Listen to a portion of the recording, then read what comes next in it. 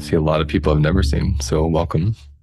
I'll be explaining everything in a moment, but I just want to orient you first.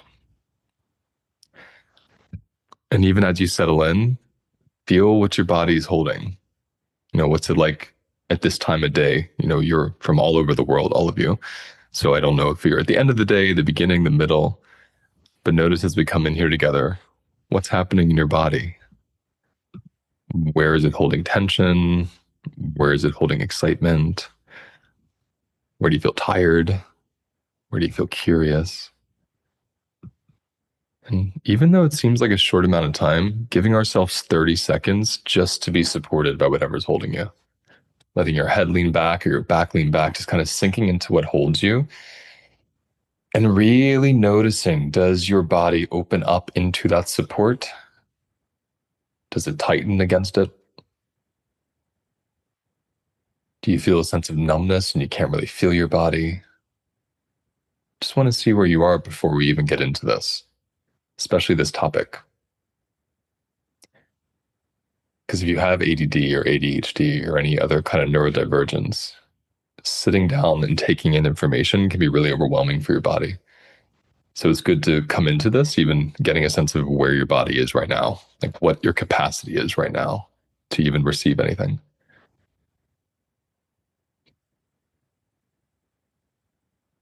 And anytime you want throughout this call, stretch, walk around, have a snack, lie down, whatever your body wants to do, really play with that. Anyone who's had ADHD throughout their life and their childhood knows the educational trauma that comes with it and what it's like to be in classroom settings. It can be super overwhelming and lead to shutdown, which I'll get into all that in a bit. But this is a place you can renegotiate that and play with it. So those of you who are new to me, my name is Luis Mojica. I'm the founder of Holistic Life Navigation. I'm a somatic therapist and a nutritionist, and I mostly do education these days, although I have a very small private practice I reserve for my members in our membership community. And I've had ADHD since I was 9. That's at least when it was diagnosed, but I've had the symptoms for most of my life. And I'm not a doctor. I'm not a psychiatrist, so I don't treat or diagnose people with this, but I have so much personal experience with how I've navigated it. And I think, especially working in the field of trauma, I'm fascinated by the parallels and the associations between traumatized nervous systems and brains and how ADHD is often a result of that. And it's an overlooked core root, if you will. I'm going to introduce you to my team, and then we'll get into this. Today, we have Marika Malaya, our communications manager and my assistant. I'll let her introduce herself. Hi, everyone. I'm so glad to see everybody here today. I was diagnosed with ADD when I was 14 and then ignored it until my 40s. So it's been a very fun ride. So I'm really looking forward also to learning along with all the rest of you. But if you have any questions about the content today or anything about HLN, you can just reach out to me in chat. It's so ADD of you to ignore it for 30 years. I love it. Then we have Evan Glenn Adams, the admin assistant, our resident sound healer. Tell them what you're here to help them with. Oh, and tech support extraordinaire. Yes, thank you. Those are some of my many hats. So yes, if you have any questions regarding anything tech related about Zoom, about this call, any of that kind of stuff, you can feel free to send me a message in the chat. And also, if you have any questions about kind of what's being shared, if you missed something and want something repeated, if you're just looking to have a little co-regulation, a little chat with someone, I'm also available for that too. So nice to see everyone. Thank you, love. And my co-teacher and our community manager, Camille Leak, is not here today. She's usually here. But later on, I'm going to show you a little clip, and she's part of that, so you can orient to her as well. If you look at the bottom of your screen, depending on the device you're on, you'll see a little thought bubble with 3 dots. That's the chat. You can click on that. I'm not going to get your chats, but you can send direct messages to Marika or Evan anytime throughout this. And I strongly encourage you to. If you have a content question, if you have a question about an offering, just want to kind of go back and forth of, oh my gosh, he said this makes so much sense, or why did he say that? This makes no sense. You can go to them at any time through this, okay? And they're going to be there. One thing to understand is consent for being recorded. There will be a moment at the end where I'll welcome input, questions, wisdom. Some of you do not want to be recorded because this will be shared publicly. So if you speak, you are consenting to be recorded. Okay. If you don't want to be recorded, you just DM Marika and she'll anonymously ask your question, or Evan or Marika throughout this entire conversation can answer your question in real time if you DM them. No one will see you now. The way these recordings work is they only show the person talking. So it'll just be me and my team and anybody later who chooses to speak and comes on their camera. Okay, so let's dive in. For the longest time, ADD was ADD. They added the H in 1987, my birth year. I have a feeling I had something to do with it because I am the H in the ADD. I have so much hyperactivity in me. Marika's always like, "Can you give me a little bit of the H?" And I'm like, "Yeah, let's play with that." ADD is just a way that people have come up with saying someone has a really hard time focusing and paying attention. It's essentially the whole purpose of the acronym, an inability to focus or pay attention. It's not because it's their personality, right? It's not because it's your choice. There's a biology and a biochemistry behind it, and that's what I'm going to hope to break down in this session for you today. The H was added for people who are hyperactive. Some people have the inability to focus with very little energy as well. These people also tend to have freeze response, which I'll teach you about later on. So there can be a lack of motivation, kind of like a fatigue, hard to get things started, and inability to focus. Whereas people with the H, they have all that as well with a ton of hyperactivity. Lots of movement, lots of fidgeting, constant mind racing, always doing things, writing lists, annoying their team members with ideas at every meeting. So these are the kind of things that set us apart slightly. But the root piece is the inability to have an attention span or focus. But this is what's fascinating. Everyone I've ever met, including myself, when they do something they actually care about, have no issues with attention.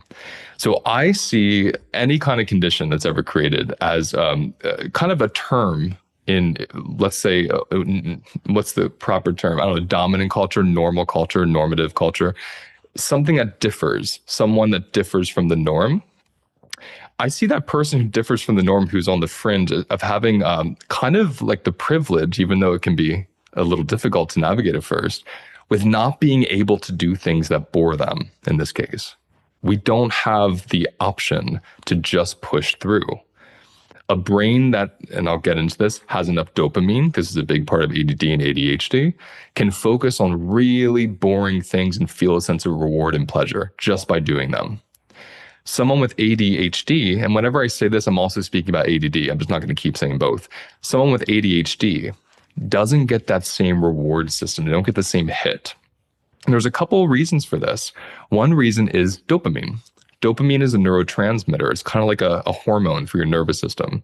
And when your brain releases dopamine, you feel a sense of pleasure and reward. It actually motivates you. It makes you want to do things. That's why we have dopamine. People with ADHD tend to have lower dopamine levels than normal. And there's still speculation as to why. Are we not creating enough? Or is the brain unable to take in enough? Or is it both? There's a lot of different great studies out there that kind of point to both, is how I'm seeing it. But at the core, at the root of it, there's a dopamine deficiency on some level. And depending on how severe your symptoms are, usually depends on how severe the dopamine deficiency is, right?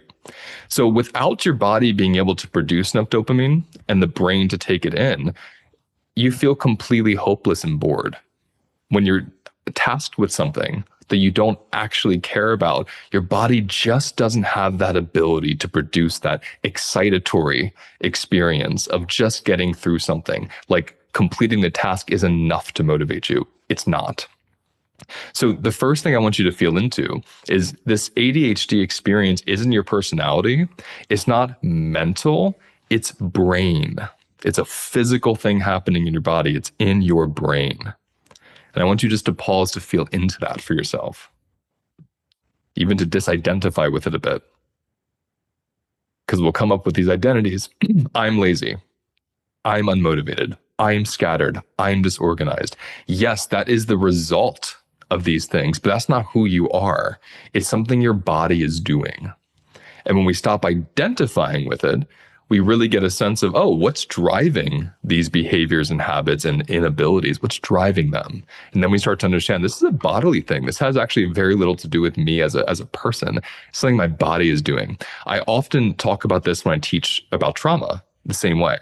And I liken it to sneezing. Rarely do you meet someone in life who sneezes and gets angry at themselves and calls themselves a sneezer. You just sneeze. You don't think much about it, right? It's happening through you. That's the same thing here. Your ADHD isn't because of you. It's something in you moving through you. So we get to get curious in that sense and learn how to relate to it and shift some things and then experiment and see what the results are. One of the roots of ADHD really is undiagnosed, unprocessed trauma. And this is why some people will be diagnosed with adult ADD who have none of these symptoms in childhood. And then later in their adult years, suddenly have these symptoms and their brain shows and their tests show that they have adult ADD. Now, why would that happen? Whenever we have a stress or trauma response, we have an elevation in adrenaline. Okay. When we have an elevation in adrenaline, we have more hyperactivity in the whole nervous system, including the brain, because the brain needs to become hypervigilant in order to get away from a potential threat or danger. Adrenaline is that fight or flight hormone. It's a survival hormone. So when you're consistently being bathed in adrenaline, you're consistently experiencing hyperactivity of the brain.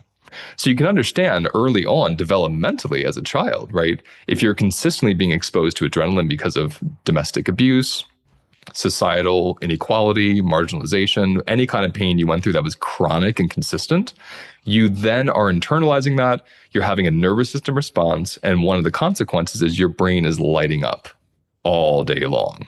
So developing with that hyperactive, hypervigilant brain can result in then lower amounts of dopamine, lower amounts of serotonin, higher amounts of depression and ADD symptoms. So even feel that for yourself, how that might connect to you as a truth. It may not, but feeling into it so you can understand a bit of that biology of how the things you go through in life can also create what we call neurodivergence. Some people are thought to be born with it. Some people are thought to develop it. One way we can develop it is with chronic trauma and chronic stress, because the physiological ramifications of those states, right? What's also interesting about this, with any kind of compromised system in the body, is it then perpetuates more traumatic events and experiences.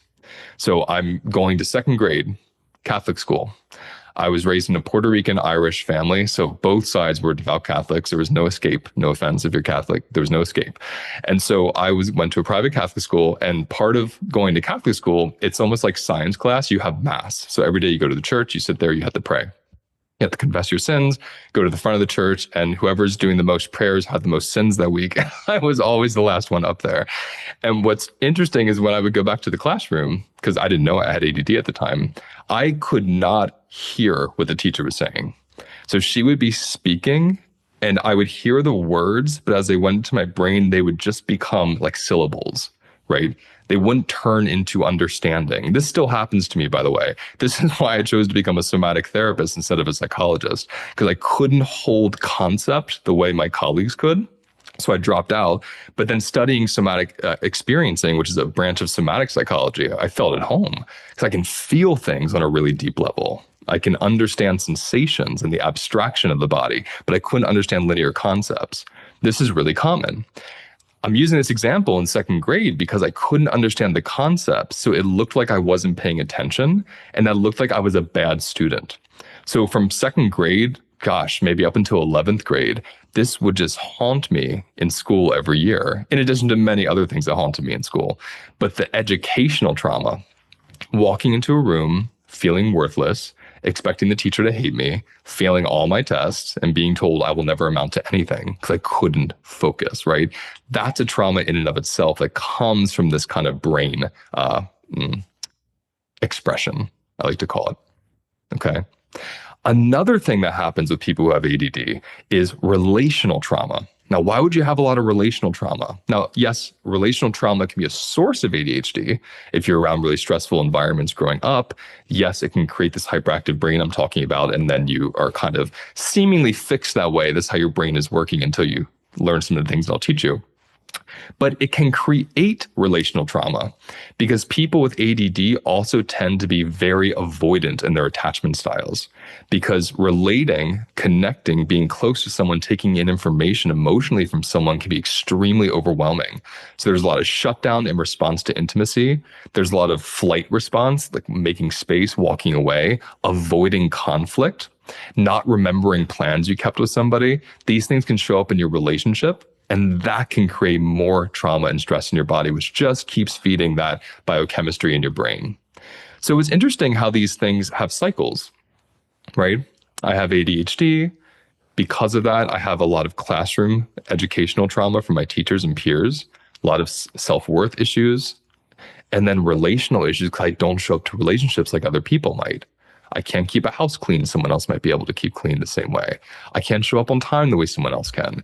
These are very real things for people that have low levels of dopamine and get very easily overwhelmed by options, by dates, by figures, by things that they need to do, responsibilities. Let's pause to check in the body like the way we started. Let yourself be held for a moment.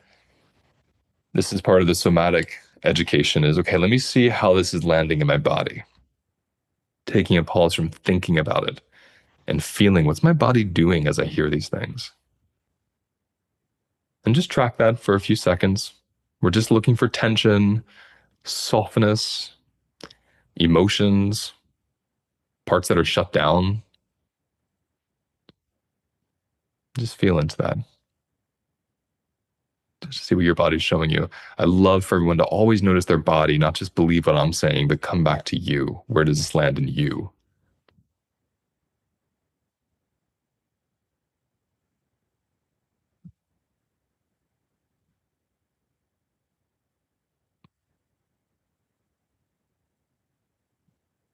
So you're understanding there's this dopamine deficiency or an issue with the brain being able to use it.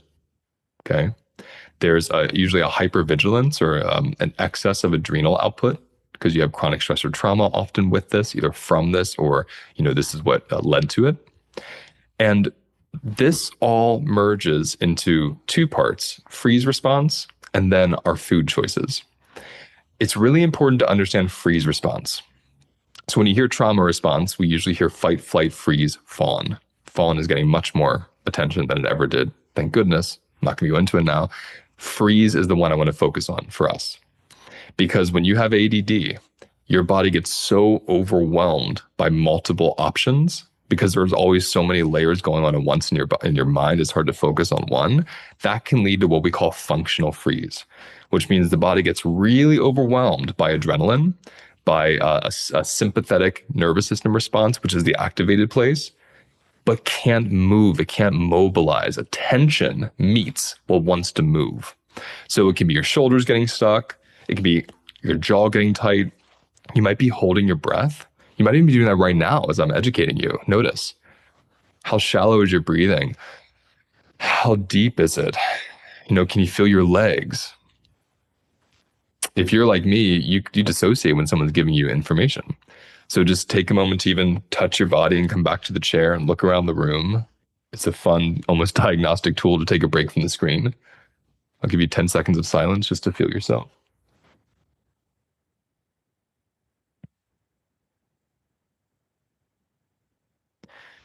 And notice when you do that, the sensations that come back.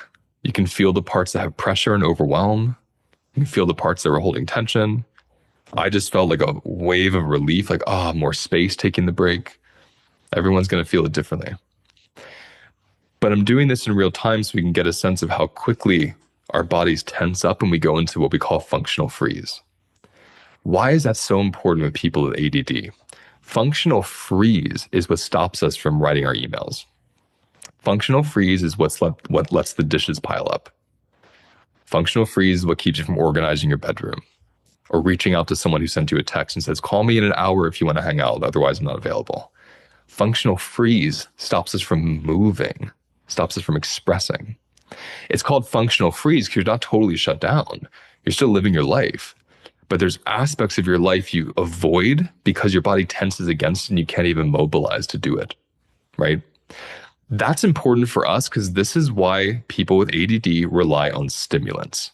Stimulants are the way we bypass functional freeze.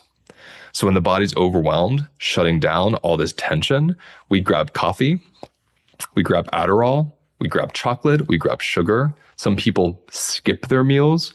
All of these substances and foods tend to increase adrenal output. They stimulate more adrenaline. And when that's released into your blood, it mobilizes you. It helps you push through that force that's pulling you back in that functional freeze. And you can easily make this connection for yourself intuitively right now, even if I didn't describe that to you. You can think of the things you grab and you reach for to create mental clarity, to motivate you to get through a situation, to reward yourself after doing something that felt like a nightmare, something that may feel easy to someone with enough dopamine, but feels like, a death sentence to us. We can get through it. We can reward ourselves on the other end. We have the coffee that lets us function and speak and do the things we need to do in the world. And consider what I said. ADHD, and one of the root causes, in my opinion of it, is already having a hyperactive nervous system due to stress and trauma. So when we're stimulating, yes, we are getting higher dopamine levels temporarily, higher serotonin levels, more glucose, all of which is fueling your brain and your body to think, move, do, act. Absolutely necessary when you're in functional freeze and you need to caretake somebody, caretake yourself, go to work and make money, all necessary. And you're also stimulating an already stimulated system. That's the piece we have to understand. When you add stimulation to a highly stimulated environment, you just get more and more activation, which leads to more dopamine depletion when you come down from it, right? Because these are temporary ways we move through it, whether it's a pharmaceutical or it's a food. The stimulus is a temporary way to motivate through more dopamine. And there are some medications that don't stimulate. What they do is they block what's called norepinephrine. It's a type of adrenaline from being reuptaked, it's called, which essentially just means soaked up by the nerve cells. So in the brain, there's just dopamine, rather norepinephrine, like just a pool of it just sitting there, not really going away. And that keeps motivating and creating focus for the individual. So your body isn't getting stimulated the way it would from, say, Adderall or coffee. Your brain still is. And for some people, that can then cause, subsequent stimuli in other parts of the body. So at the end of the day, the way we medicate ADD is we stimulate, whether it's pharmaceutical or it's foods or it's habits. I will listen sometimes to really stimulating podcasts that excite me to get through 30 emails, right? So even though it's not food or pharmaceutical, it's something in my environment that's causing a hyperactivity in my nervous system. What I'm going to teach you how to do in this session isn't to get off all your stimulants, because that's not a good idea unless you're working with someone and you're taking your time, but how to balance them, right? How to meet the stimulated body and the stimulants you use to function with balancing foods and habits that can help settle your body after it's been, hyperactivated all day long. Marika, do you want to share anything about that for yourself? Because I know we've been working with this together for years.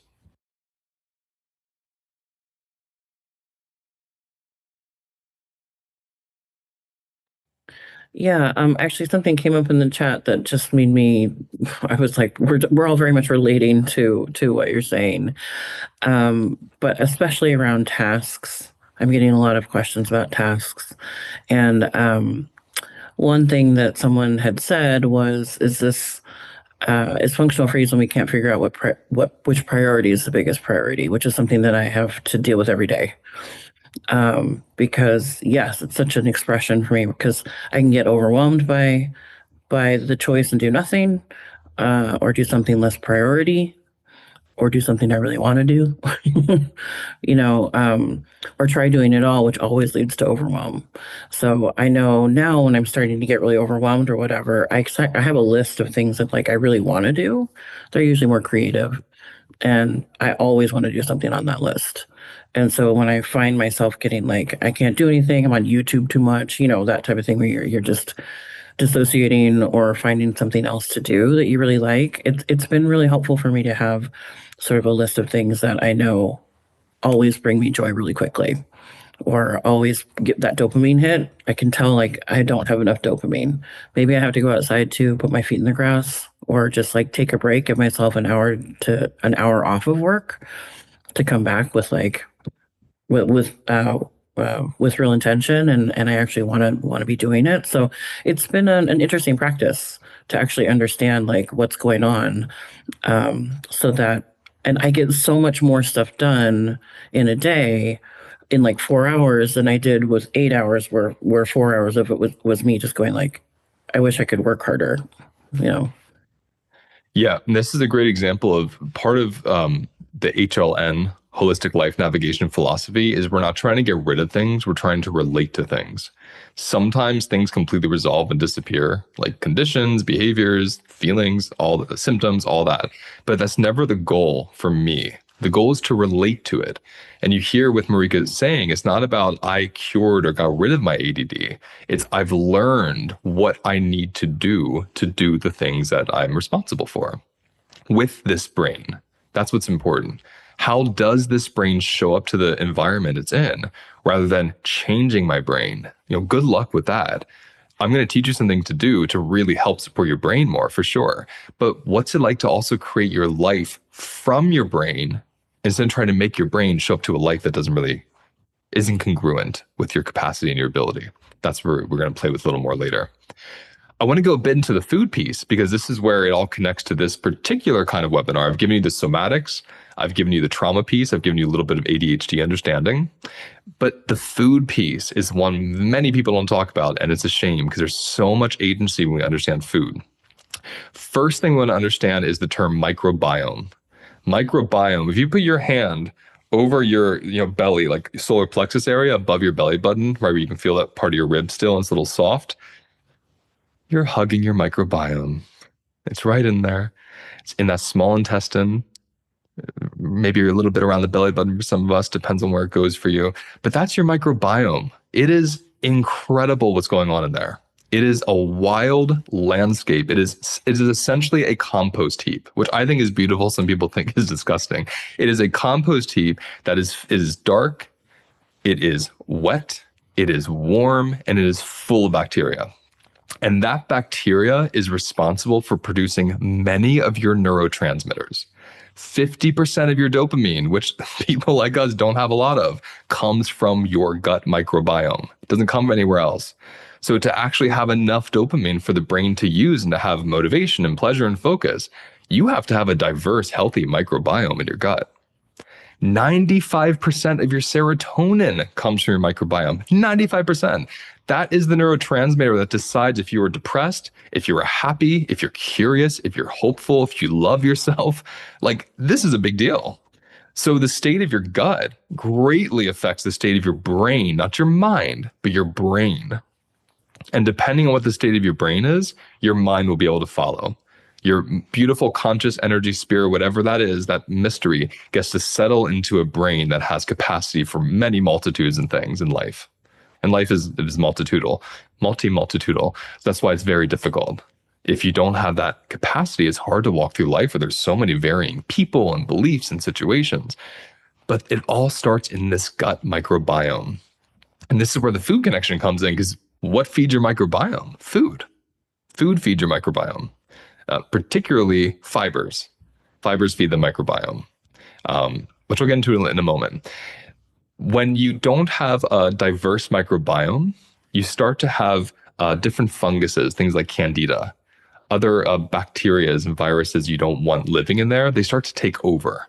They start to deplete these other bacteria that make nutrients and neurotransmitters, and they create an environment that can even make it alcoholic. If there's too much candida in your gut, your blood alcohol level can go up. So it literally, when someone says your gut becomes toxic, it literally becomes intoxicated because of this imbalance of the microbiome.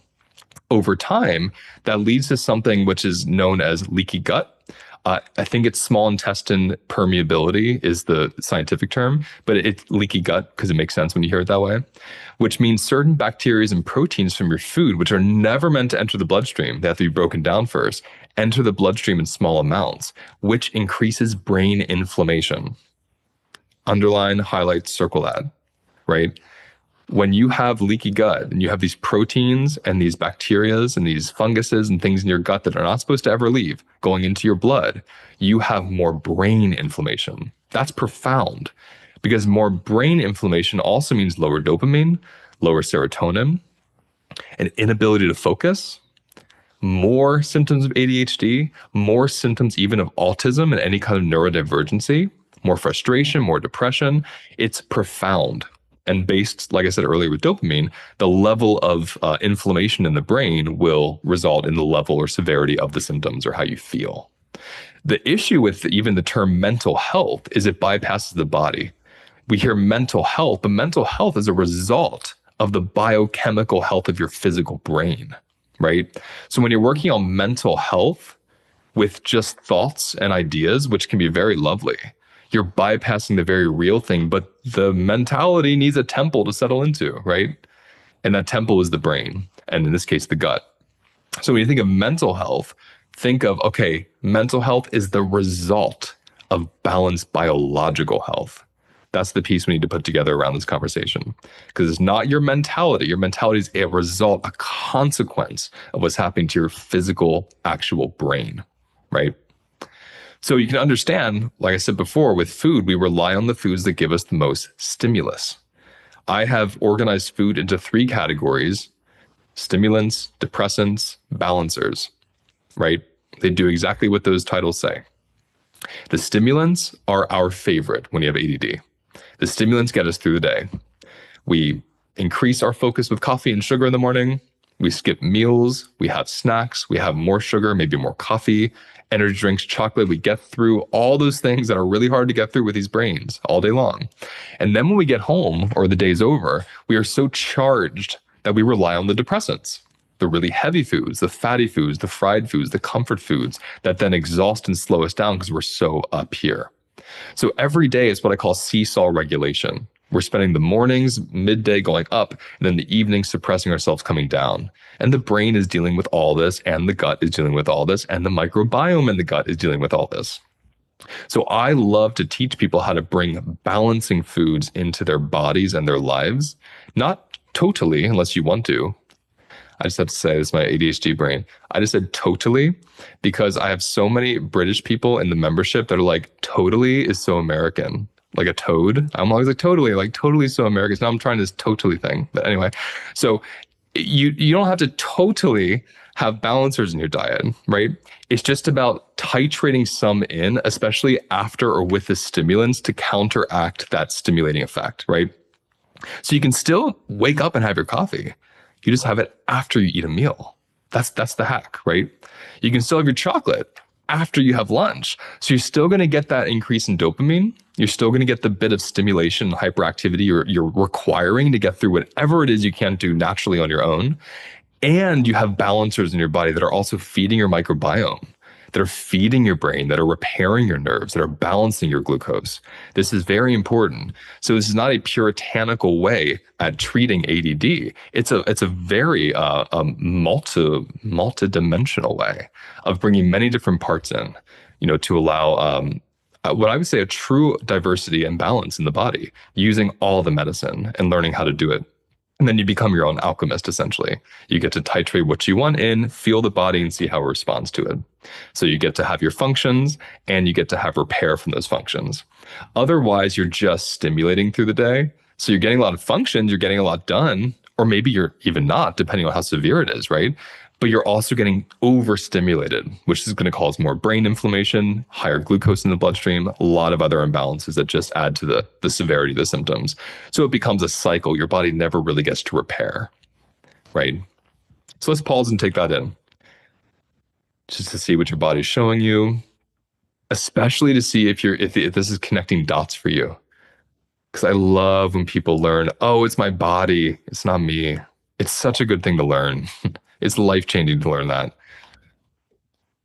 You may have spent decades thinking there's something really wrong with you when it's like, oh, this is what my body is doing, and I haven't learned how to relate to it. I didn't even know I could, right? I'm going to go into some of my favorite balancing foods. Okay. And there is a replay. You will all get this replay. So you do not have to worry about taking every single thing down. Evan, do we have a transcript that goes out with the replay as well or not? Yeah, I can make sure that's included. Beautiful. So you'll have a transcript you can look at and take notes from, and you'll have the replay. You can also write down if it helps you process. It helps me sometimes to pick out the things I hear, but just letting you know, you will get all this. Okay, so what makes foods balancing foods, what makes them balancers, is they don't stimulate the nervous system. They don't stimulate the adrenals. They don't increase glucose rapidly. Something like a potato will have an increase in glucose, but a potato chip will be a spike. So the balancing foods are the whole foods that don't tend to stimulate these systems, which is really important when you have ADD and you're used to stimulating these systems. These systems are exhausted. They need more balancing, more nourishing, and these foods will do that. I'm highlighting my 3 favorite foods: beans, whole proteins, and green vegetables. Okay. And there's probably 8 other ones I'm going to leave out because I don't have the time to say them all. But these are like the top 3 if you want to start balancing, counteracting the stimulation and feeding that microbiome. Beans are number 1 for the microbiome. Now, I say a lot of controversial things in the world. I cannot believe the hate mail I get for talking about beans. I still can't believe it. I get a lot of hate mail about beans. We're going to do a YouTube reaction video someday about all this bean hate mail because it's like avant-garde. I can't even understand it.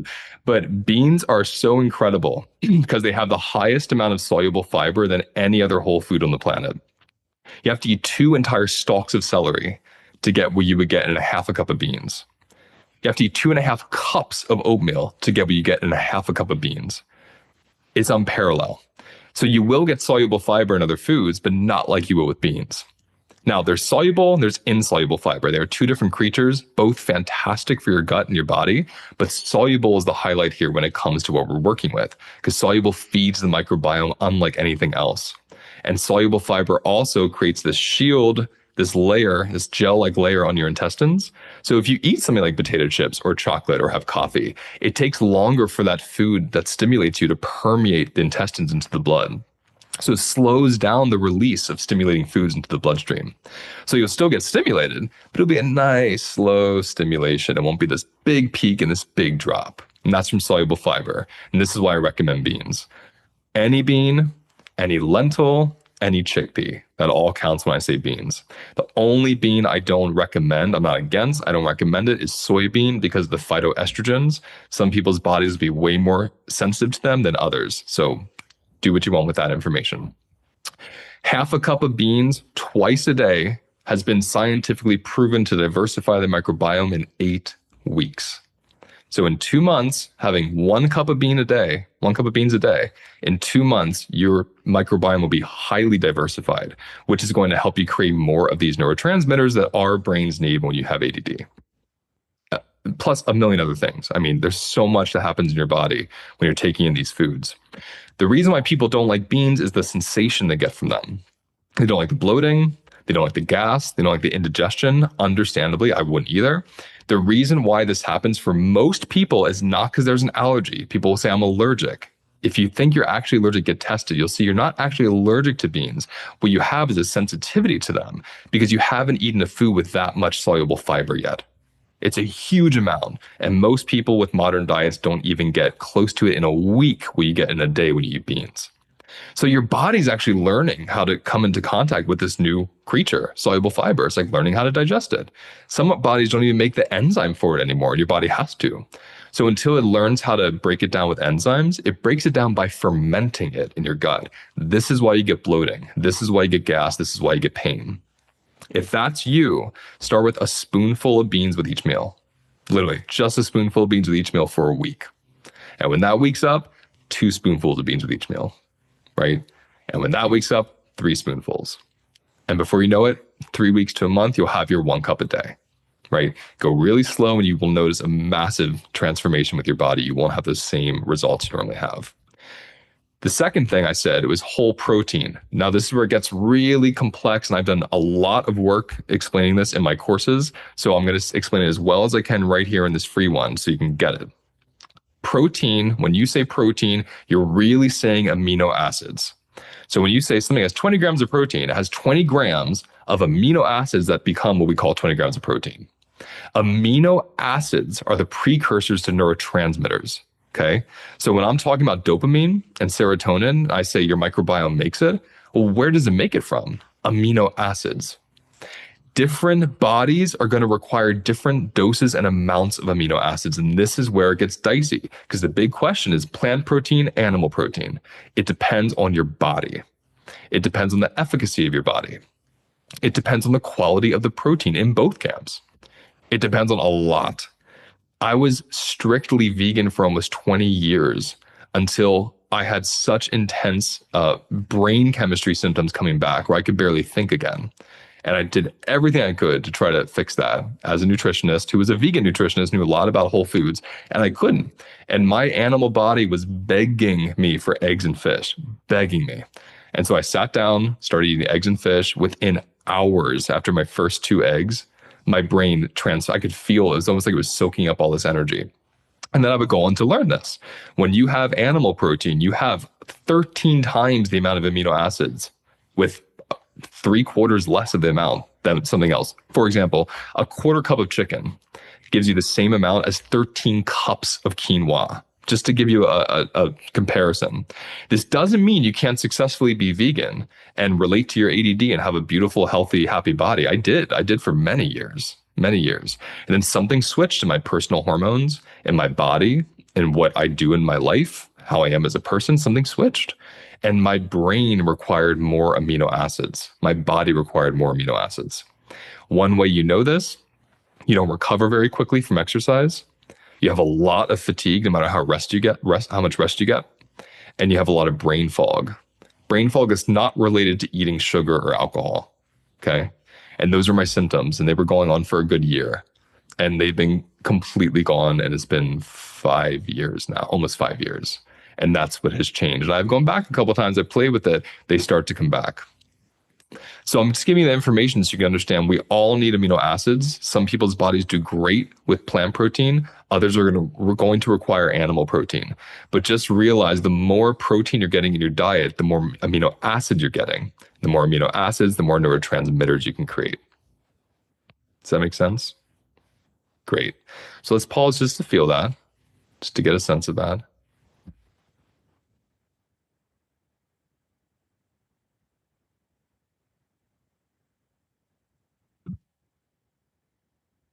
Going to check in my notes so I can make sure I'm doing everything I want to cover with you.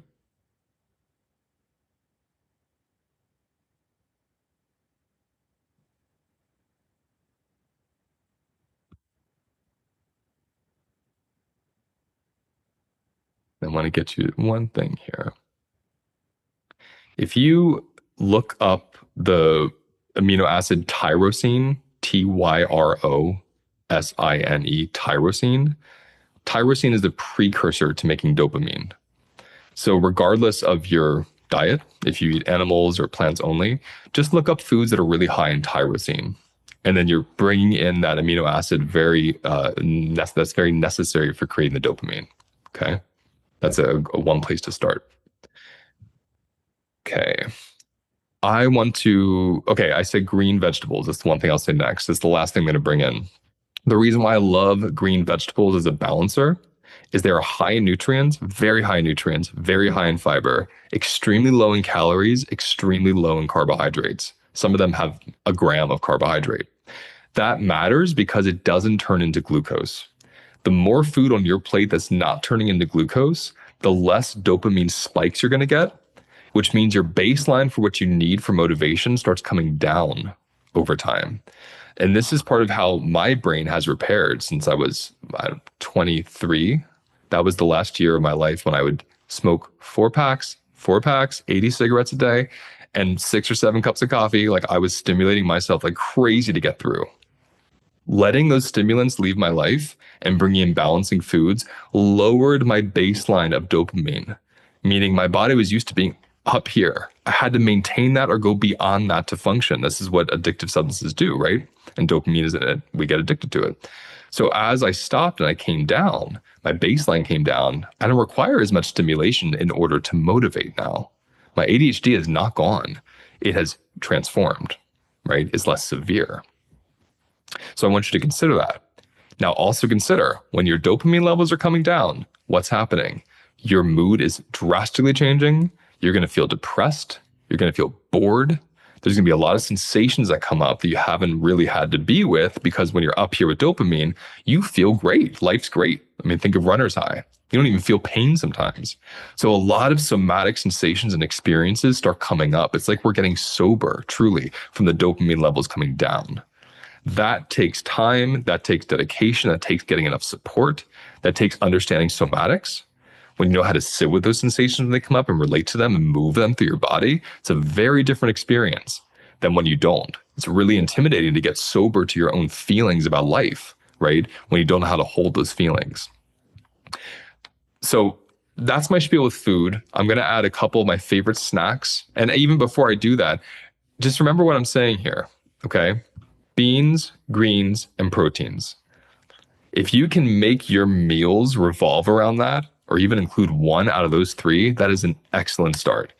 I've had people that every day for lunch, they have 2 slices of greasy pizza, and they have half a cup of beans first, and then they have their 2 slices of greasy pizza.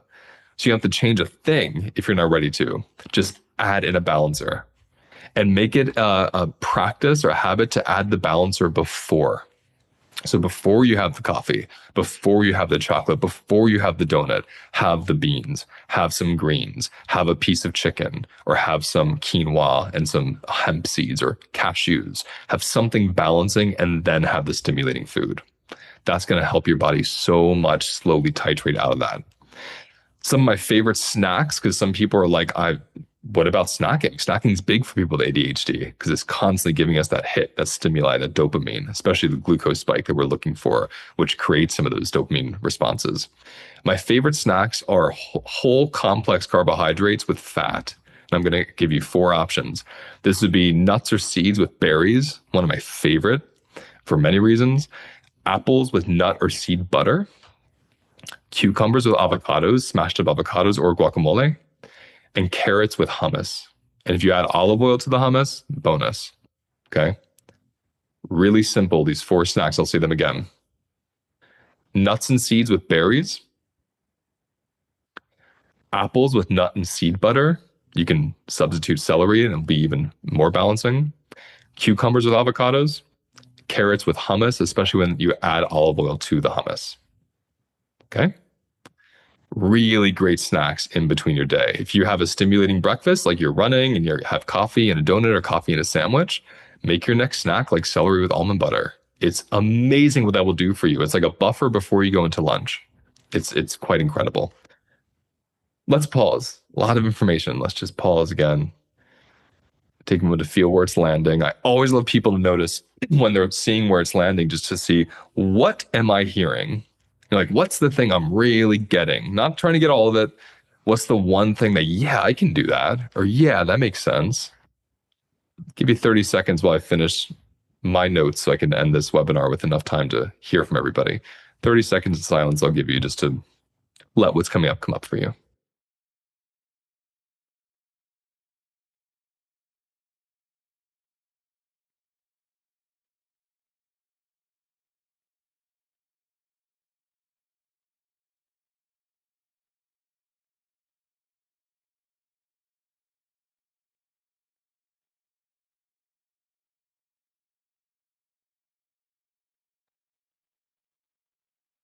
See what it's like to take a break from the screen before we go back in?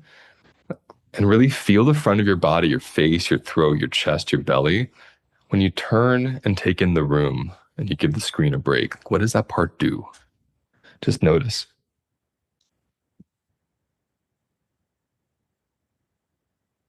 Again, I get this wave of just, this settling coming down. And you might not, might be different for you, but just notice.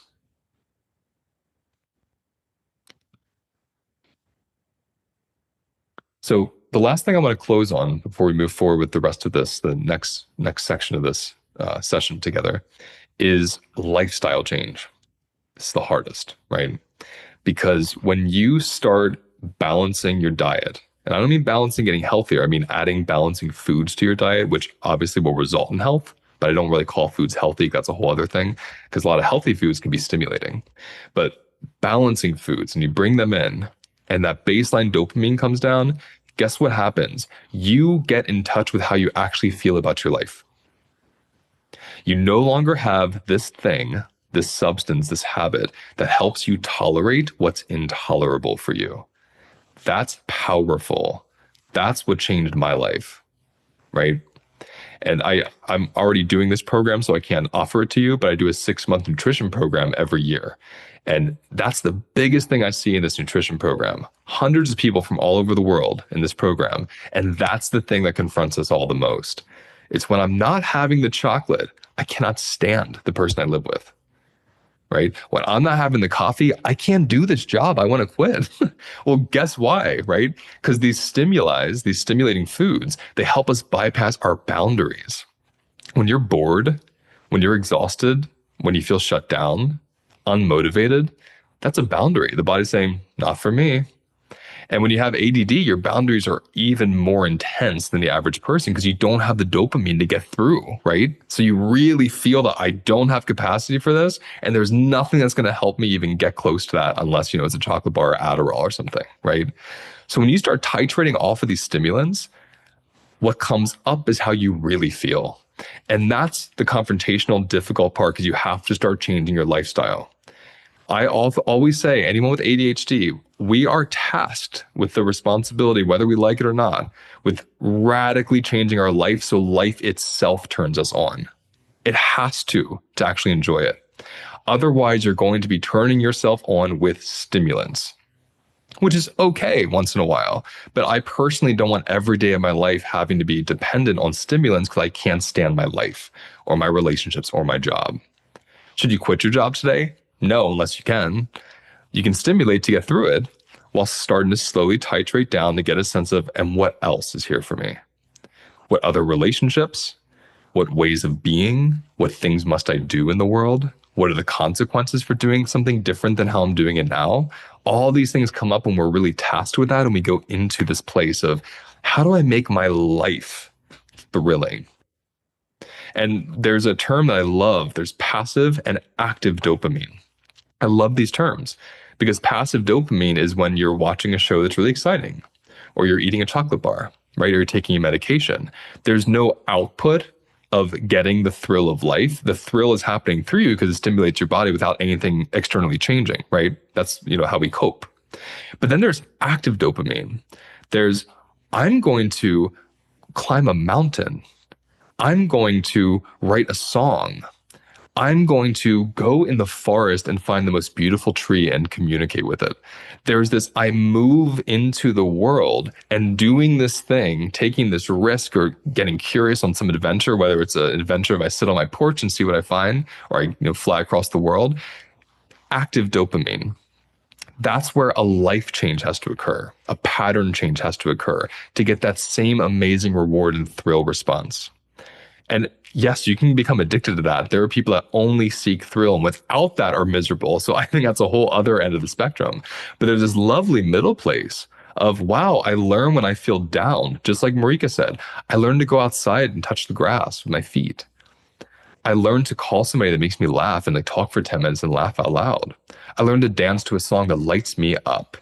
So I pendulate between the task that I'm getting stuck on with something I just am thrilled by.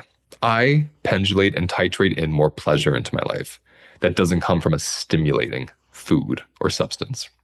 That's a really fun way to play with ADD. And the more you do that, the more your life starts to change naturally because you just start doing things more pleasurable rather than forcing yourself through things because the food's allowing you to bypass, your boredom or your distaste. We have 20 minutes to hear from you. Okay. I want to hear your wisdom, what's emerging here that you're really getting. That's what you want to share. I want to hear your question, not plural, question. Remember, I have ADD. Give me one question. And anything else you want to bring in.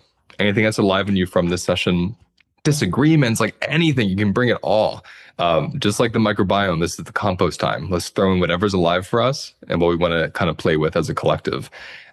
Everyone who puts their hand up, Marika will call on you in order. Actually, she'll probably jump around depending, but everyone will have 45 seconds to share. So when the timer goes off, just finish your sentence and I'll respond or I won't. If you're just bringing wisdom, I'll listen to it. And if you don't want to share, because remember, your sharing will be recorded publicly. If you don't want to share, type it to Camille, Marika. Camille usually does it. Type it to Marika and she'll say it out loud anonymously as well, or she'll answer it directly. And if you're not hearing from her, she's probably being inundated with questions. So you can also send them to Evan. And Marika, before we even dive in, anything you want to add just in general as a closing, please go for it. No soybeans. Everybody's asking. No soybeans. All other beans. Cold beans, hot beans, beans in salad, beans in chips and pasta. And there's so many bean things out there. You don't have to just eat beans from a can like I do, but you can. It's actually pretty good. I just ate beans from a can as I was getting here. Right? Were they eaten? They were eaten. Yes, I always get eaten because of you. All right. I forgot about the timer, so it's finally up. Let me just, Patrice, go ahead and come off mute if you can. Thanks.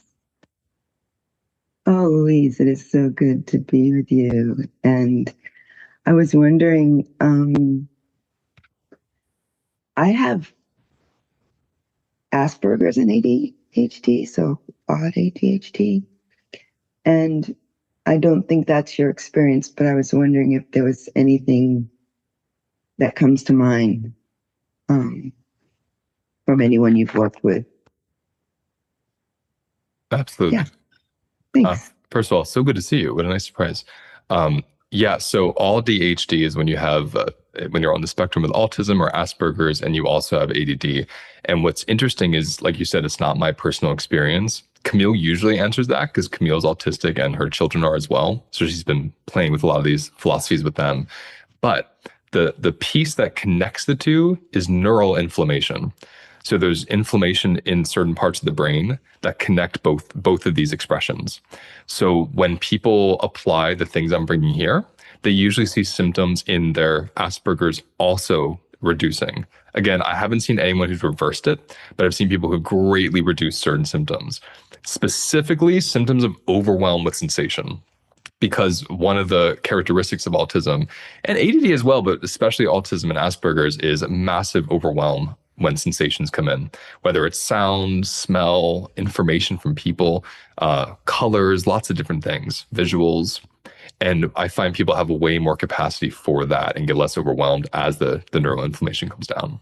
So would love people's input on that as they try these things for sure. Thank you, love. Good to see you. Nikki, please come off mute. Hi, Louise. Hi, everyone. Just a quick question. If you had any resources or reading materials or certificate courses that you could share around somatics and nutrition? Honestly, the only one I know is mine. I don't know anyone that combines the two yet. We are working on a certification course for 2027. I know it's a bit out. And I have an online course that's self-led that anyone can take now that starts bringing in the somatics, or when it comes to sugar and carbohydrates in particular. Because sugar and carbohydrates will also increase adrenaline, which is very important when you're working with traumatized demographics. So that's the best I can think of. If I think of one, we'll send it out in the replay email. Am I missing one, Marika's, or one I'm not thinking of?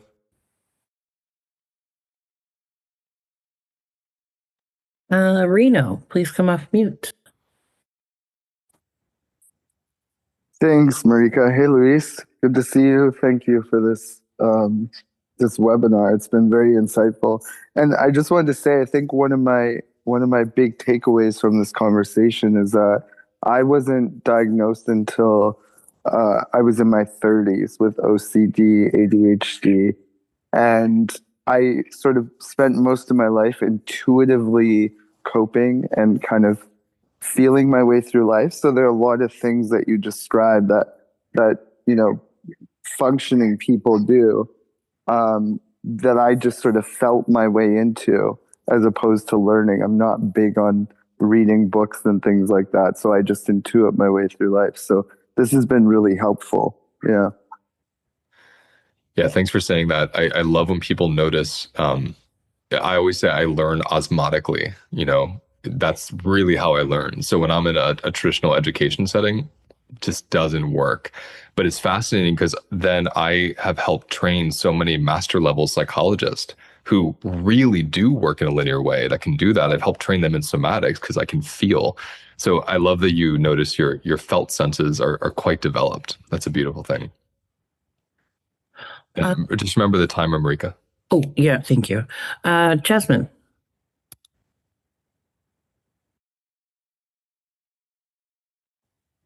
Hello. So my question is, well, I apply most of this stuff quite religiously, like the stuff we've been talking about, eating balancing foods. I stopped drinking coffee a while ago, like some years ago, drinking my black tea after I've eaten, etc., etc. So I'm like trying really hard, and I don't, because I just notice how much it impacts me when I'm not doing those things and feeling really adrenalized, etc. But yeah, one thing I keep doing is in the evenings, often I will want to get those. That's the timer. Is that the timer? That's the timer. That wasn't the intentional sound, but finish the question. Okay, quickly. I was like, so in the evenings, I want to get the dopamine, so I'll start like scrolling or watching stuff on YouTube, and it will often go paired with like, I don't know, I'll make like chickpea chocolate chip cookies. I'm like, I'll change the flour so it won't be as much of a glucose peak. I'll, start doing that. And I find it really difficult to invite myself into like a somatic practice or something like, Yep. Experiencing when it's that late and I'm tired, So have you got any suggestions for the nights? I do. So specifically when you're noticing, instead of going into a somatic practice, you're doing what we call auto-regulation, which is, like you said, watching something, essentially doing something to cope or distract from what we're feeling. When any of us notice doing that, in particular in the evening, don't focus on not doing it, but pause it and just set a timer for 5 minutes. It seems really simple, but it's pretty profound. Put the timer on for 5 minutes, sit back, hold a pillow, and just feel what the body is holding without the distraction, and then go right back to the show. You want to titrate in embodiment, especially at the end of the day when our capacity is low and sensations are high. As the sun goes down, everybody, our sensations come up more because there's like a noise when it comes to sunlight in the body, something we don't really hear, but we feel. And as the sun's going down, it's dark out, there's a silence the body feels. So much more information somatically comes up. And that's when we go into our eating habits, our auto-regulating habits, our coping mechanisms to not feel those. So instead of thinking I need to get more embodied, which I agree, dude, it's so tiny, like 5 minutes. And then the timer goes off and you enjoy that show. And then the next day, do the same thing. And what starts to happen is you'll watch the show from a more embodied place. You'll start having more capacity for more time feeling what you're holding. And then you can apply somatic practices you've learned, even not instead of the show, but in addition to it. And that's how we start getting to that place of embodiment. Just similar to what I said with food, you don't stop the stimulants, you add the balancers after or before you do them, ideally before. Great question. Good to see you. Damien, please come off mute. Evening, everyone. Thanks for the insights you've given there, because I find it quite thought-provoking that mainstream science neglects the body. So I wasn't diagnosed until a couple of years ago. I'm 39, and the coping mechanisms I had through life, unhealthy food, relationships, all that kind of stuff. And I've got Crohn's disease, which obviously does cause good health problems and stuff. So actually, this has been really insightful for me to understand probably my relationship with food and how I can counterbalance it. But I was just thinking, is there anything from a supplement perspective for amino acids that would benefit rather than get it from food? I'm just conscious of my lifestyle and stuff like that. Is there anything you could recommend supplement-wise that would benefit and kind of give that top up where traveling for work, and that's going to be a challenge trying to focus on the diet. It's how I can actually get some benefits in other ways. Absolutely. So the two things I would recommend would be, just like you said, an amino acid supplement, one that just has a full profile of amino acids. There are many out there. I can't really think of one I would say over another. I'm sure if you did your own research, you'd probably find ones that, for whatever reason, have better quality. That's where the amino acid piece would come in. The gut microbiome piece, and everyone here can play with this, inulin powder. Inulin powder is an incredible prebiotic, which is the fiber that feeds your bacteria in your microbiome. Probiotics do not do it justice the same way a prebiotic does it. And inulin is my favorite. It's sweet, it's delicious, it's really easy to travel with. You just drink it down with water, it doesn't have any weird consistencies. It just tastes like a little, sweeter water than normal. But I would suggest those two. And I'm glad you mentioned the Crohn's, because anyone that has Crohn's or IBS or any compromised gut issues, I used to have diverticulitis, that will deplete, as you can imagine, the biome, and then you aren't making the neurotransmitters, which that affects your mental health. Thanks for that. Really, you got it, my friend. Thank you. Cheers. Soul, please come off mute. Howdy, everyone. Thank you so much, Luis. Yeah, I'm also taking away the beans part. I'll just incorporate that. I think what you've shared is very helpful. And my question, I'm also feeling this pull to the course, so I'll probably see you there. And my question is kind of related to the question before the last. I'm starting to be back in my body for the last few. It's very new and it's incredible, fucking amazing. Sorry for the F word, but like, wow, I have a body and I'm feeling things and I'm eating my breakfast and I'm realizing I am getting full. Boom. So, what are your tips for somebody like me that's just besides the 5 minutes that I really like to be in my body as is so amazing as much as I can throughout the day as I get used to it. Thank you. You gotta love. So definitely take the course, because oh my goodness, the whole 7 weeks is loaded with this. I have 24 exercises and practices in the course that I teach everybody. And there's audio exercises, so you can listen to them while you're walking or sitting down. I guide you with my voice. There's a lot there with that.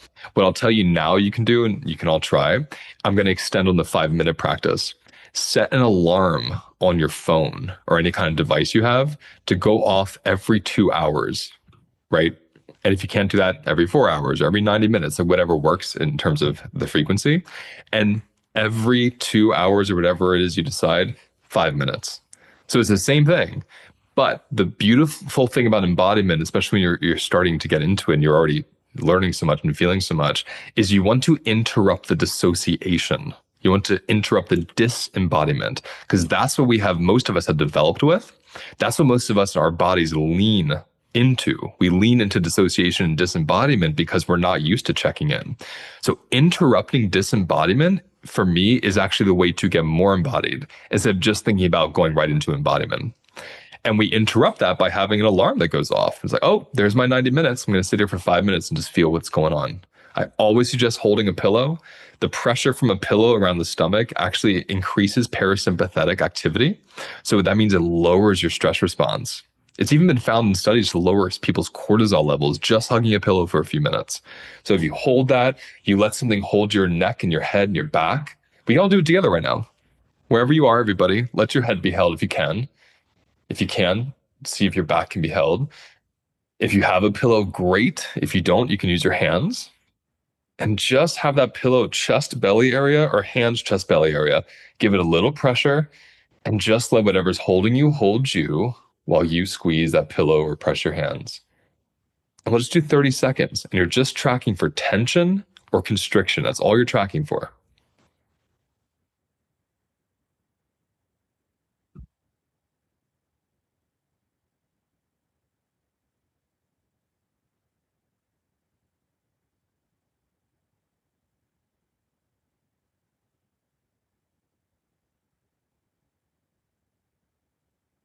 And then look around the room with your eyes beyond the computer just to take in the space from this posture.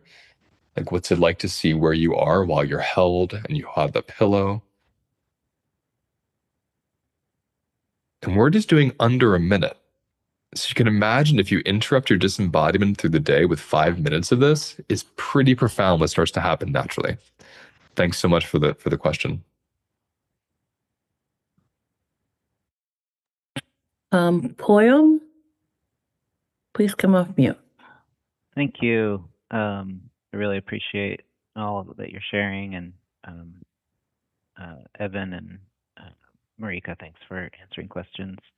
I also had a diagnosis late in life. I've kind of known for a while. My wife is a therapist. She said, I think you have this, but my reaction was kind of like, so what? So it's been the past year, and I just recently got on Wellbutrin. It's been pretty challenging, like a lot of side effects, feeling pretty activated by it, trouble sleeping, all kinds of things. And that's really what my question is about. There's like digestion issues that I'll have. And I'm sort of wondering what that is, and also wondering about using other supplements to manage the side effects and whether or not I can do it safely. Either supplements like tyrosine or GPC or L-tryptophan, but also other things like ashwagandha, bacopa, psilocybin, or rhodiola. Yeah. So a couple things. Anyone that's taking any kind of medication that affects brain chemistry, and in this case, I believe Wellbutrin works with dopamine as well and norepinephrine. What you want to do is, if ever you're going to try to counteract it or even reduce it or eliminate it for something more natural, just make sure you're being monitored while you do it. Because I'm not working with you directly, so I don't know, how long you've been on it, what your body is doing, how it's going to respond. Whenever I do this work with a client one-on-one, I always did it with a psychiatrist or doctor. So I was like the adjunct therapist, and I had the best results when we do it that way, because we can monitor people's actual blood levels of these substances and how their body's doing with it. However, what I would suggest, because it's really the simplest way to start, is what I'm bringing in here, which is bringing in way more balancers.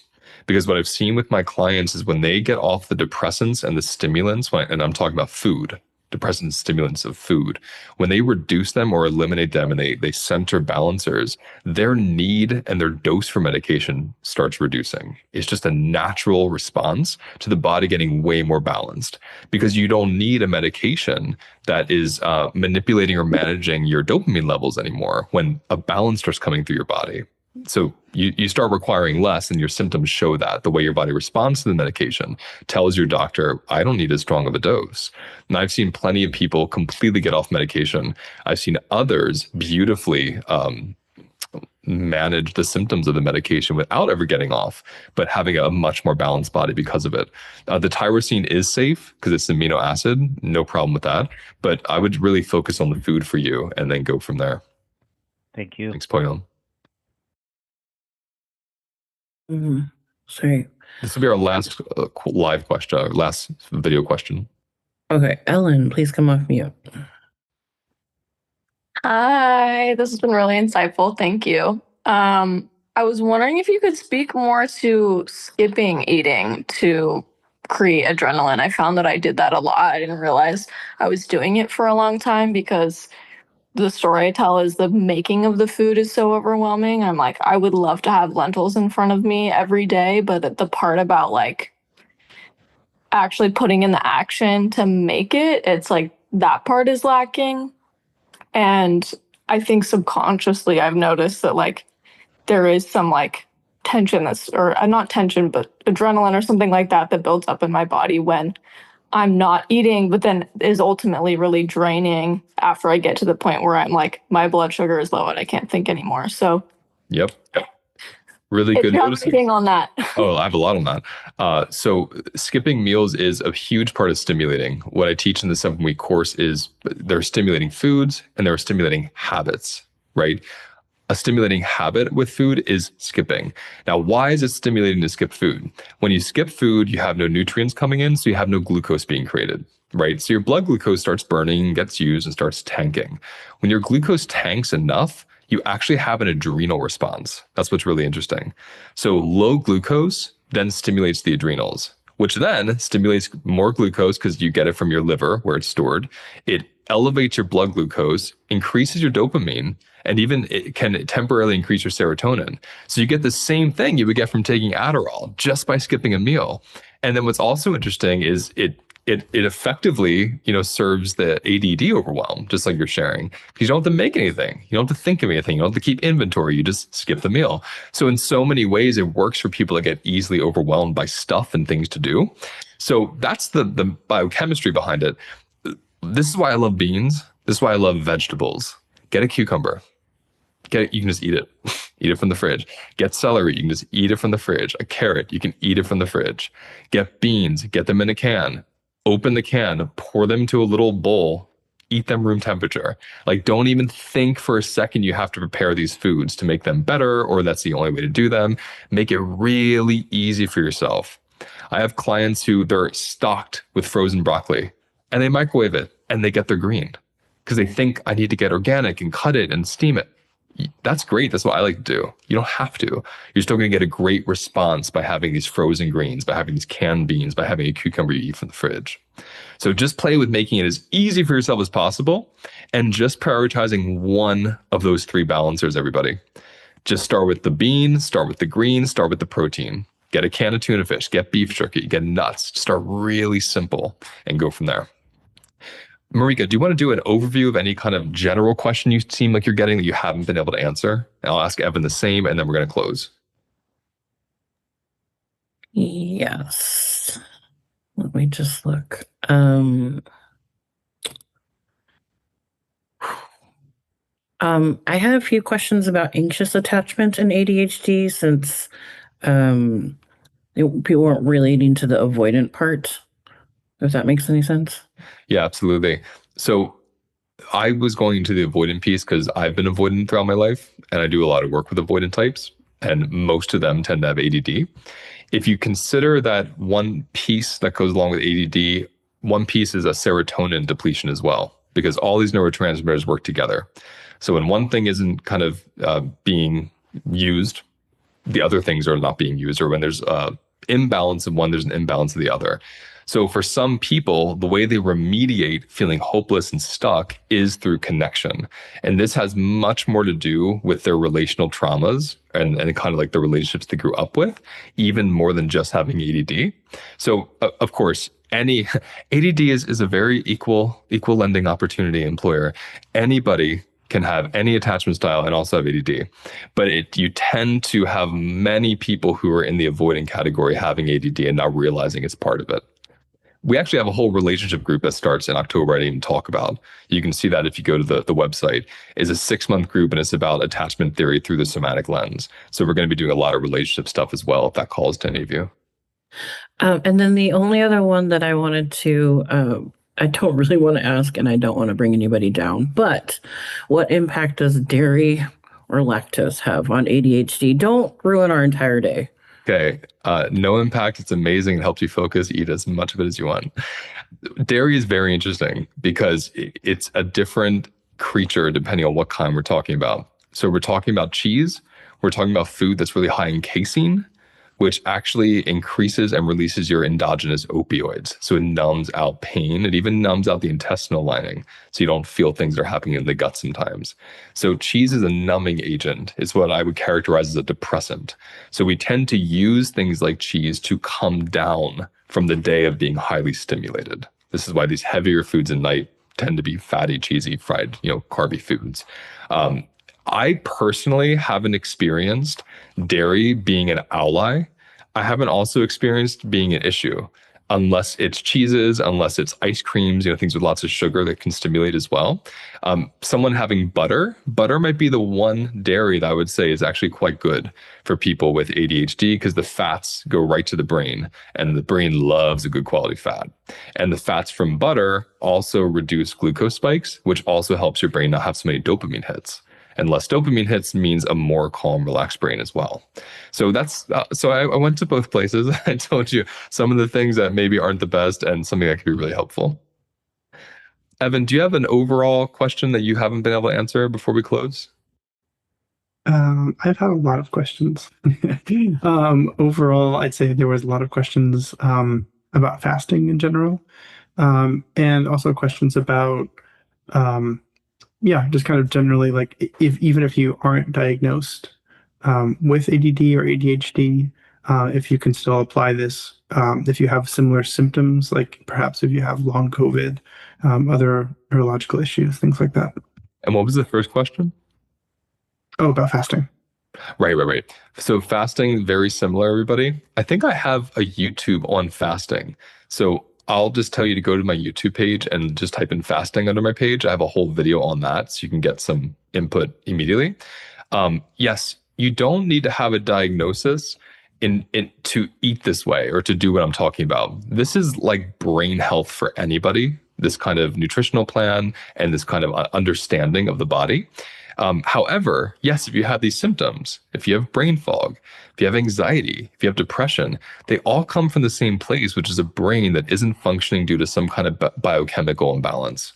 So if you're decreasing the glucose your blood has, if you're decreasing the stimuli in your food, right? If you're increasing healthy fats, if you're increasing good fibers for your microbiome, you're increasing those neurotransmitter being produced because of the microbiome, you're going to have much better brain function, which results in what we call better mental health. It's a different amount of time for everybody, depending on what they're going through. And remember, our brains also have, there's consequences to environment and experience that affects the brain. So you can have, quote, the perfect diet and do all the somatic practices. But if you're going through an extremely traumatic or stressful period in your life, that's deeply affecting your brain. So it's not always that you can just put out the fire with nutrition. It could be an environmental, relational, or circumstantial experience too. So it's all important to consider. But what I want to close here with is really understanding it's something to relate to. Don't identify with it and think there's something wrong with you, right? It's not something you have to kind of get rid of to try to get out of you. It's let's get a sense of what this body needs right now. What kind of support is it asking for? What capacity does it have to do the things you want to do? And what's the difference between what you want to do and what you have to do? How can you make things easier for yourself when you're rehabilitating your brain? That's what I really hope you leave this session with. Just a sense of curiosity and kindness toward your body and what it's going through. And that every symptom you have is one way the body is communicating to you, is teaching you about your capacity, is teaching you about unprocessed emotions, is teaching you about nutritional needs. So the more curious you get about those symptoms instead of kind of shameful and judging, the more information you're going to find that's going to help you recover from a lot of these states. So in closing, let's take one more moment just to settle into whatever holds us, whatever supports us, and just feel into your body and get a sense of what is one thing you heard today. One thing you heard today that when you think about it creates ease for you. Because if you think about the things that create tension or overwhelm, you don't have capacity for them now. You're going to get the recording. You can do this over a period of time. Just for today, what settles you? What feels like, I got this. I can do this. And just DM that thing to Marika. She's going to share a bunch, a handful of them anonymously. And then we're going to close. I just want to hear what's landing, what feels easeful. This is especially important for people with ADD because we get so overwhelmed easily with all the options. But let's just start with the one that feels like, I can do that.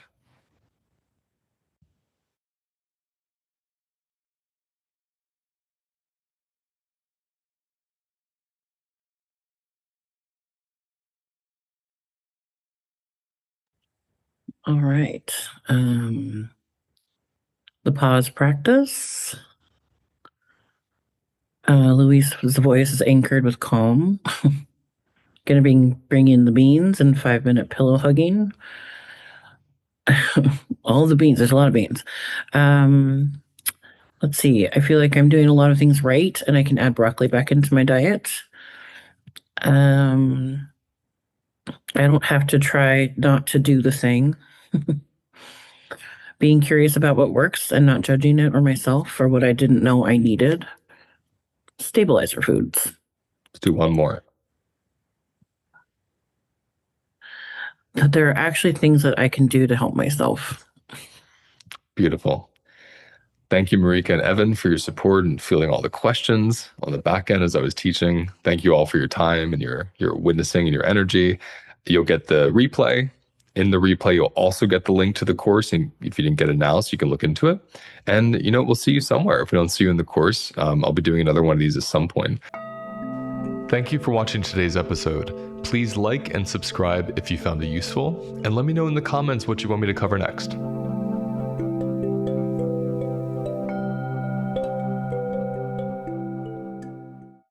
I have developed a 4-week self-paced course that takes 18 years of my personal and professional experience and puts it into one place where you can easily and quickly learn the foundations of recovering from stress and trauma.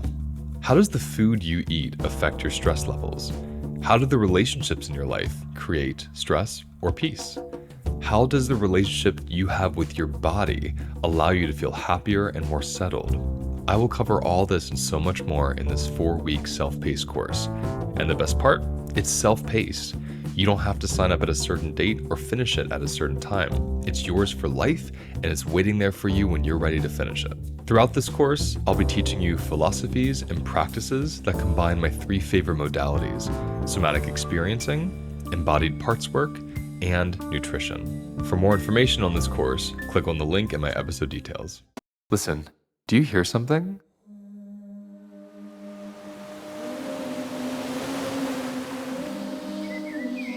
That's the sound of warm, delicious, glorious Costa Rica. And this is where I am headed next. On February 28th, I'm hosting a week-long retreat at the stunning Blue Spirit Retreat Center. And it's going to focus on recovering from emotional eating and people-pleasing by finding safety within. And there's truly not a better place for me to teach this than Blue Spirit. Blue Spirit has created a literal sanctuary for wildlife, native plants, and people who are lucky enough to retreat there. Picture a vibrant jungle canopy atop a hill with a saltwater infinity pool, yoga classes, next-level local cuisine, and beautiful views of the land and sea. Not to mention the very special, magical experience of wading in the saltwater pool while a crew of little baby monkeys rests on the branches above you. Your room is situated just minutes from the most beautiful ocean I've ever met, with tide pools featuring everything from blue octopus to starfish and a rainbow variety of tropical fish. And yes, I will be personally introducing you to each and every one of them. So let's go into the retreat itself. I'll be joined by my dear friends Zach and Camille as we teach you the art of finding safety in yourself, especially as it relates to fawning and people-pleasing and eating habits, which are all very connected. I'm going to teach you how to eat to recover from stress and trauma, how to use food cravings as a compass for unmet needs, how to tend to your capacity for being seen and being uncomfortable so you can stop fawning so much, and how to embody and ground big emotions and sensations that arise in your body. It's an easy flight to the airport, and Blue Spirit will manage your transportation from there. Visit holisticlifenavigation.com and click on events for more information, or click on the link in the episode details. We will be waiting for you on the other side in glorious, warm, vibrant Costa Rica.